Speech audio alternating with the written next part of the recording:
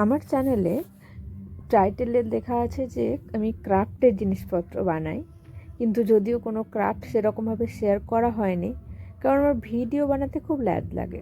তো এটা একটা বক্স যেটা আমি অনেক দিন আগে নতুনভাবে রূপ দিয়েছিলাম, সেই ভিডিওটা টুকরো টুকরো ছিল আমার গ্যালারিতে, তো সেটাই দেখতে পেয়ে ভাবলাম শেয়ার করি। তো এই বক্সটা অনেক দিন আগে থেকে বাড়িতে পড়েছিল, কি করব কোনো আইডিয়া ছিল না, কিন্তু রেখেছিলাম কিছু একটা করার জন্য। তো এটার উপর ওয়াল পুট্টি দিয়ে এই 3D ডিজাইনটা প্রথমে করে নিয়েছিলাম।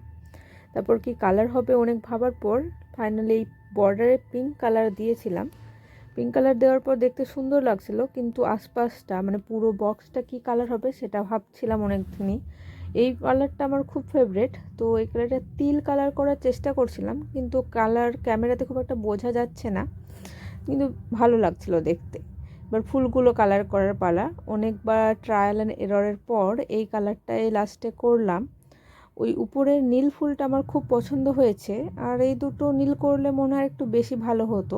বলতে পারো রিভিউয়ে যে কেমন লাগছে বক্সটা।